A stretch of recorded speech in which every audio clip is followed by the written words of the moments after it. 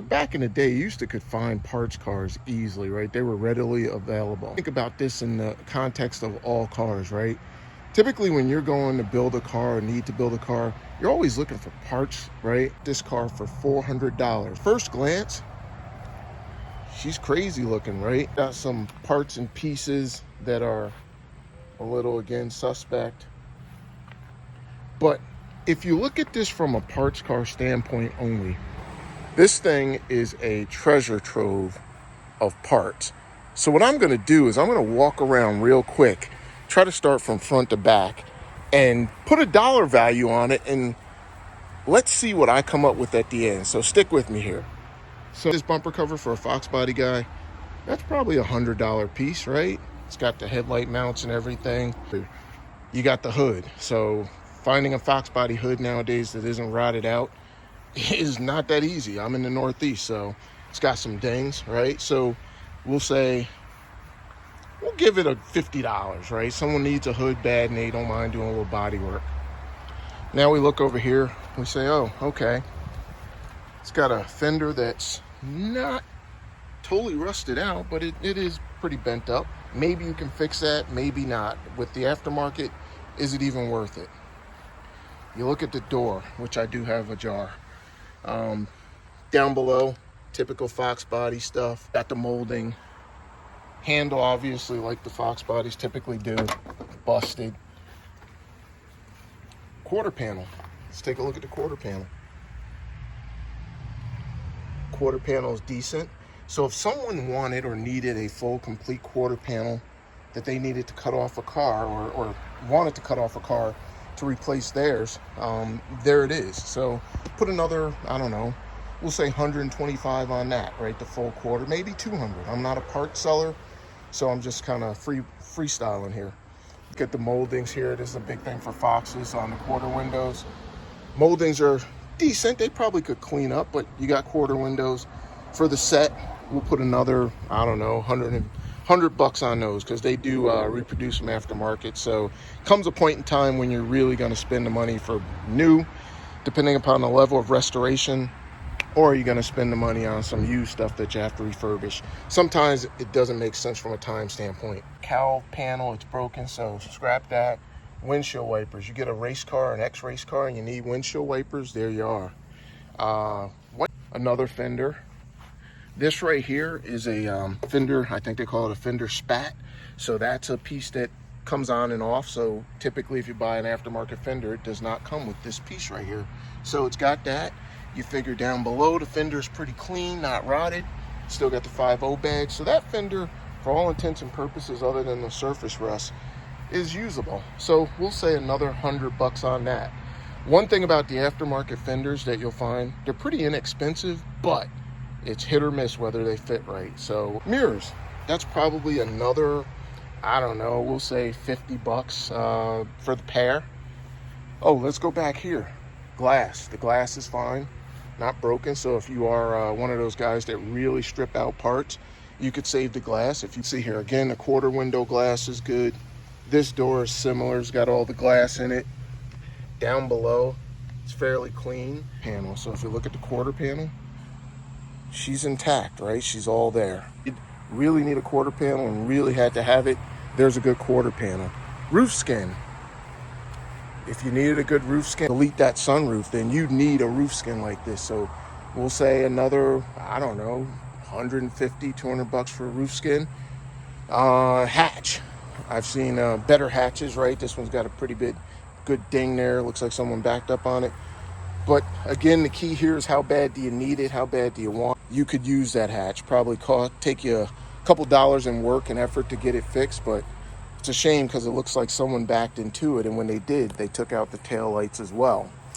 Now, the bumper, right? These urethane bumpers for Foxbodies. Even if it was a metal bumper, you're looking for the chrome. On this, you're looking mainly for warpage, which, you know, there's a little bit there, but there's fixes for that.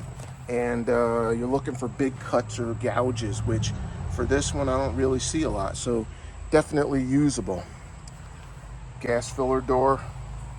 They aftermarket those, but how well do they fit? I don't know. Let's take a look inside this door. And I'm trying to rush through this. I'll jump over into the interior since we're here. So you're looking at door panels. You look at those door panels, I mean, they're factory. They're power windows and power locks, no rips, no tears. So you think about it, for a set of, you know, factory door panels from a car like this that are in still pretty decent condition with the factory colors, depending upon the level of restoration you're going for, you know, that could probably net you somewhere around, I don't know, we'll say $200 for the loaded door, or, you know, $100 for the door panel.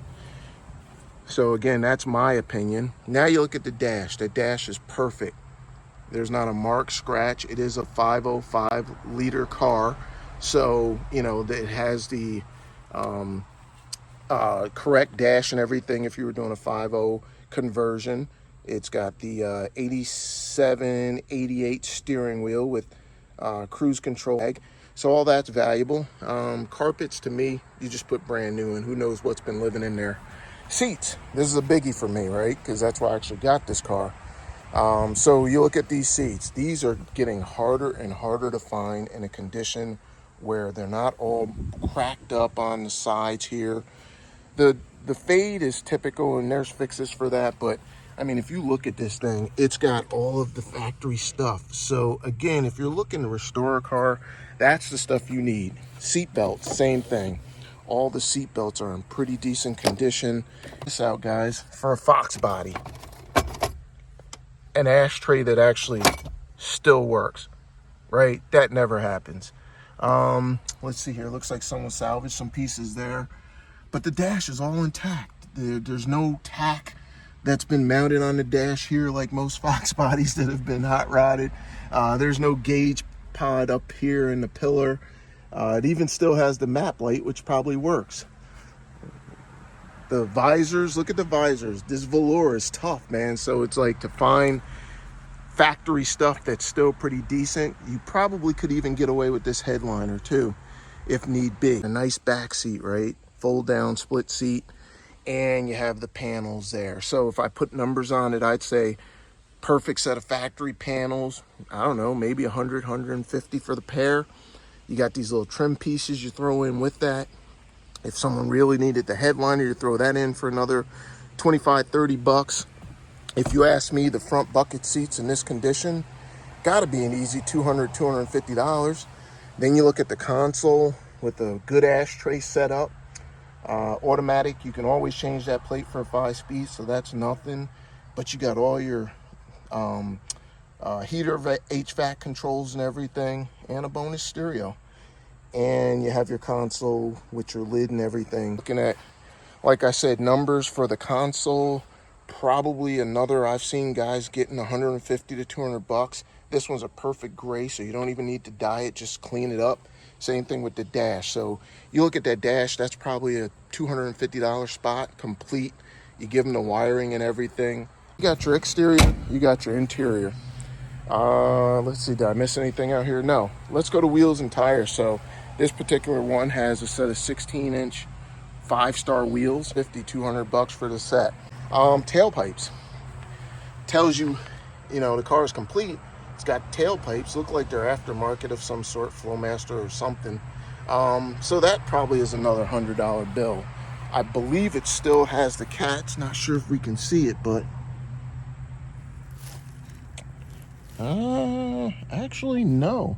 Looks like it has the off-road exhaust with the cats deleted. So nowadays, you guys know what's going on in California, and with all the aftermarkets not being able to sell the catless types, if you will. So that's a premium. So again, that could be, if you take it off and have it all intact, that could be another probably $150, $200, if not more. Now let's pop the hood. Let's check it out. So one of the things I always say is, whenever you buy a project car, whether it came from a driveway, a garage, a barn, or a field, first thing you better do is get you some mothballs, because the animals and rodents will eat your profits right up. So as you can see, I don't play around. I mothballed this baby up just in case. Guys will pay for the front clip depending upon how the shock towers are. Let's see on this one. Typical, you know, surface type rust. I don't see anything majorly. Same thing for the other side from what I can see. So for the front clip, maybe, you know, if you get real ambitious and sell the fenders and bumper cover off, hood, now you got a front clip that someone may need with the, you know, loaded struts and disc brakes. Conversions use that same similar setup. So if you're doing like a factory 5 Cobra conversion, that's a good setup for those guys. So maybe you get another $200 from that. Motor, that's probably the biggie. This motor does run, I know it for a fact. And you figure a good 5-liter motor nowadays, you're probably looking at somewhere around $600 that you can, if you can guarantee it, it's all complete. A wiper setup, you got all the wiring harness. So wiper setup, maybe you get $25 for that. The entire harness is specific to, I believe, 87, 88. Full fuel injection harness, that's probably another $200. And then you have a what we call a Kenny Bell ram air setup, and it also had the bottom piece, the scoop that went with it down here. I actually removed that so it didn't get ripped off when it came off the trailer, but that's a nostalgia piece. Probably another $100 there at a swap meet if you wanted to. Brake booster, master cylinder. I don't mess around with used master cylinders and stuff like that. You can get them brand new. However, if you're doing a 4-cylinder conversion, that brake booster is different than a 4-cylinder on a V8 car. So you need that stuff. There is some V8 specific stuff like the wiring harness, the brake booster, and stuff that you are going to need. Under the hood here, it's still got the factory headers. We already talked about the exhaust. Everything looks to be intact. Power steering. Let's see here. The only thing I do notice that's missing is the air compressor, which I did see that in the trunk. But again, that's all dollars. These came with the desirable 8.8 rear ends. They hold up a lot. Folks put them, I've seen guys put them in G-Body Malibu. I did some numbers before I started the video in my head. And again, don't quote me on this, but I mean, I came up with roughly, and this is just rough from everything I just talked about, roughly $3,500. No, actually, I'm sorry. I take that back. $3,700 in pieces and parts that I could probably net from this car if I was to take it and basically gut it, strip it, and recoup my money back. So again, $400 investment, but there's a lot of money in parts. And you can apply not only to the Mustang cars or cars back in the day like this, we used to restore. We would put this bad boy back on the road. But nowadays, it's better suited as a parts car. For the $400 I spent, this thing can net me all the parts and pieces I need at a discount, right? And when I'm done, I can sell off everything I didn't need or everything I didn't use and probably get my $400 back within the first sale or two. And then after that, everything is pretty much profit. As we say on junk, they don't have to be pretty. They never have to be cute. Running, or in this case, not running right now, but it did run. So I'm going to end this with on junk all day, every day, for life. Peace, y'all.